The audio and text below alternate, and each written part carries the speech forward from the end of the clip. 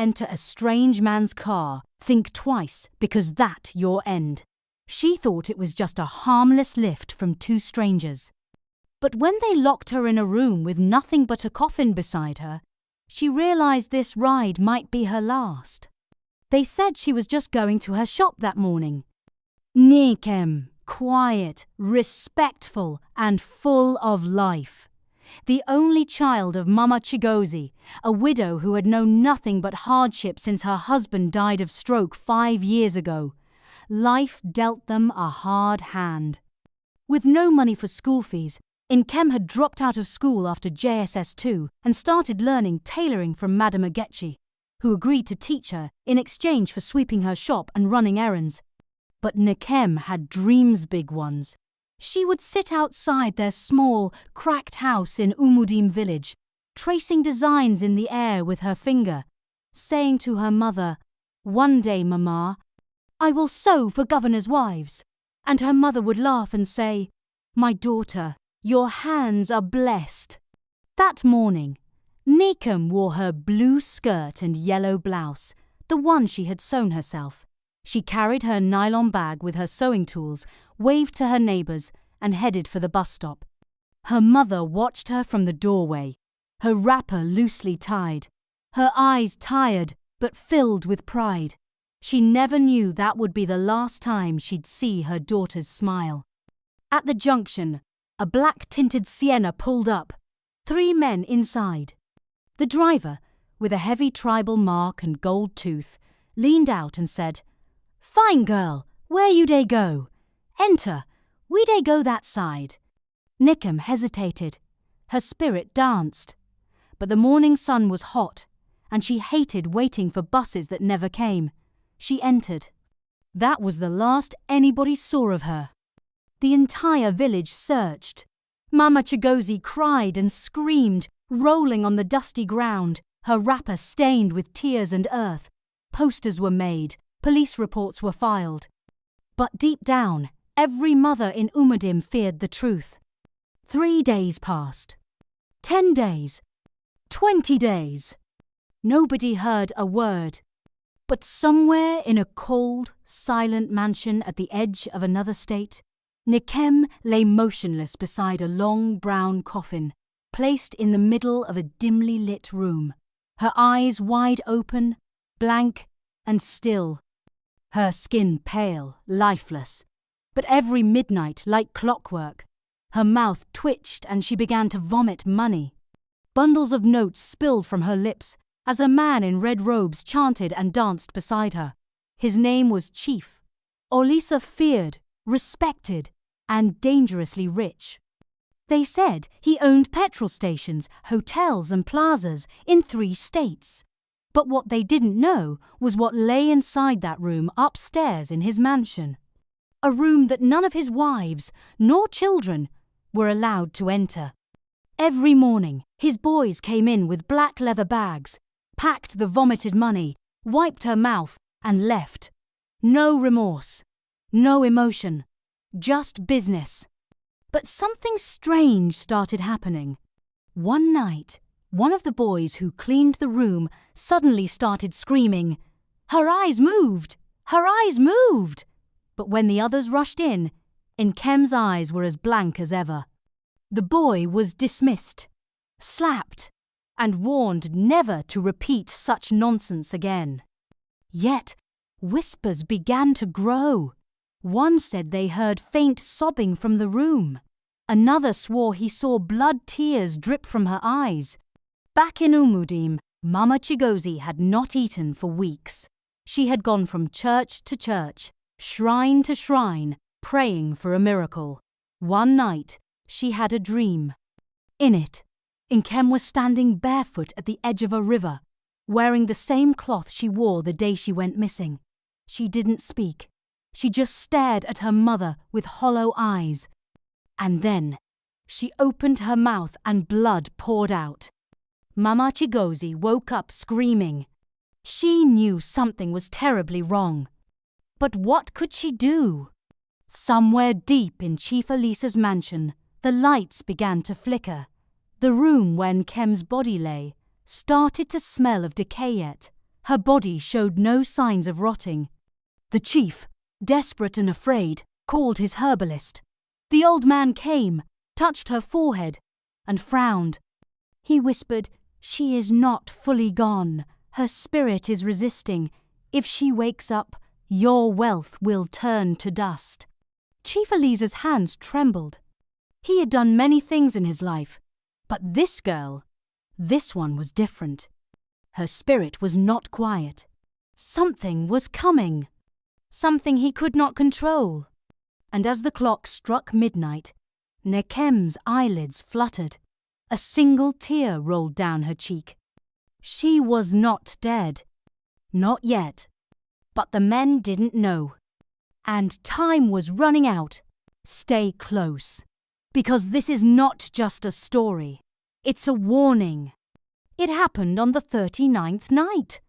The night the wind howled like an angry spirit and thunder cracked open the sky like a broken calabash. In Chief Elisa's mansion, the power flickered off. For the first time in weeks, the house was in darkness. Generators failed to start. The herbalist, who hadn't left the compound since his warning, stood in the hallway murmuring chants. Upstairs, in the forbidden room, the air was thick with a strange stench, something between burnt rubber and wet earth.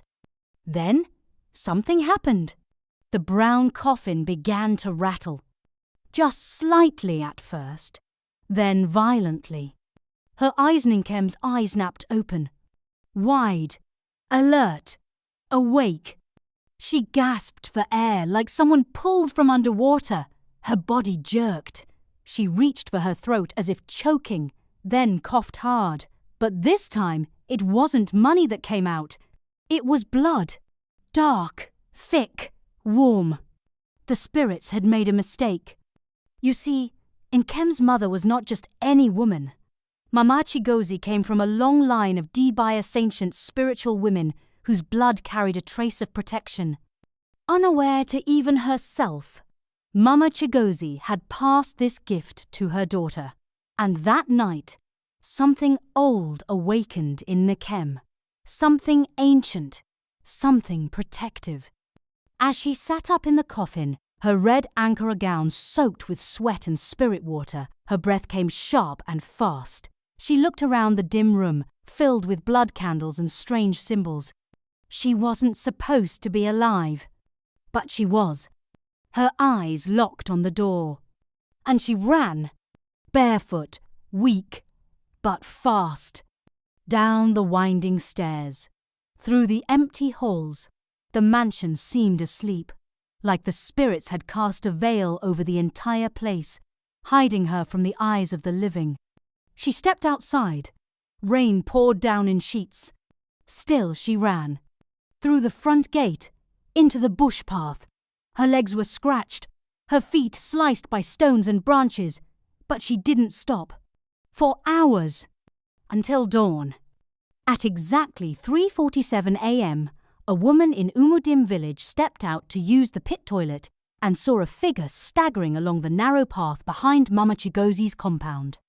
At first, she thought it was a ghost, but the figure collapsed at the back door. It was Nkem, her Ankara gown now torn, her face pale and scarred, her eyes sunken but burning with life. She had returned. When Mama Chigozie opened the door moments later, she screamed. Neighbours rushed in. Chaos, confusion, questions. "Nkem, is this really you?" She couldn't speak. She just wept. Silently. That morning, word spread across the village like wildfire. Nkem has returned from the dead. But some people weren't happy. Far away, Chief Elisa woke up in a pool of blood-soaked money. The coffin was empty. The room was freezing. The herbalist had disappeared without a trace. The chief roared, "This girl must not live." And somewhere in the shadows, a dark car engine started. In Umudim, Nkem was recovering slowly. She hadn't spoken a word, but she wrote something on a piece of brown paper the morning after. "I saw the spirits. I heard them whisper. They are not done, and they know I'm home. Now, Mama Chigozie never sleeps at night.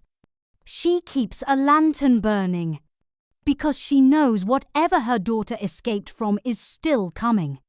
And this time, it might come through the front door. The night after Nkem returned, a heavy silence gripped Umudim. Even the crickets stopped chirping. The village elders gathered at Mama Chigozie's compound, holding burning incense and muttering ancient prayers. They had never seen such a thing someone used for money rituals come back alive. Nkem still hadn't spoken. She only stared, wide-eyed, watching, waiting. She refused to eat. She barely slept. She sat at the corner of their hut, clutching the piece of red Ankara gown she'd worn that day. And sometimes, late at night, Mama Chigozie would hear her whispering names. Names she'd never heard before.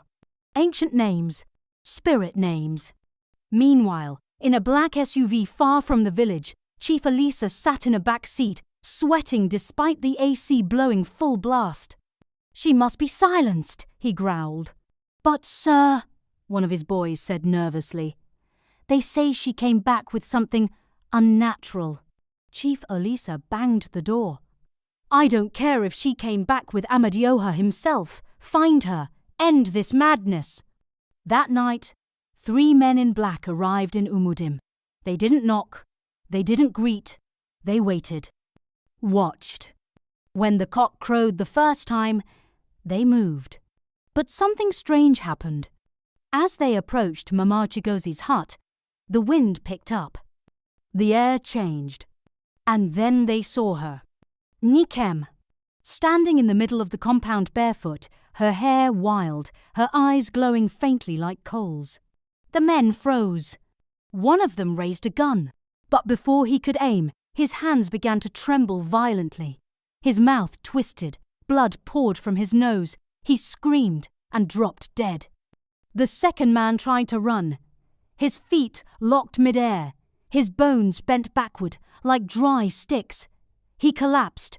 The third man fell to his knees, crying, "Forgive me, please." Nkem turned slowly and spoke for the first time since her return. "I did not come back alone. The spirit she met in that coffin, those who had been trapped, used, violated, forgotten, they came with her. They chose her as a vessel, a voice, a warning." The next morning, Umudim awoke to see 3 lifeless bodies at the village square, the eyes of each man wide open, mouths stuffed with 1,000 notes, burnt and bloodied. The villagers wailed in terror. But Nem, she simply sat on her mother's stool, calmly sewing a white dress. The elders came. They pleaded. They prayed. But Nkem only said, "Tell Chief Elisa I'm not done." 1 week later, news broke across Nigeria. Billionaire Chief Elisa found dead in his mansion, his entire wealth reduced to ashes overnight, source of death unknown. Nobody dared speak of what really happened. But back in Umudim, Nkem stood by the river at dawn, wearing the white dress she had sewn, whispering softly into the wind. She had returned the curse. Balance had been restored. That night, she turned to Mama Chigozie and said, "Mama, I want to learn tailoring again." Her mother cried tears of joy. But deep in the shadows, the spirits watched. Because Nkem wasn't just a tailor anymore. She was a symbol, a warning, a living testimony that some girls do not die in coffins. They rise, with the dead behind them.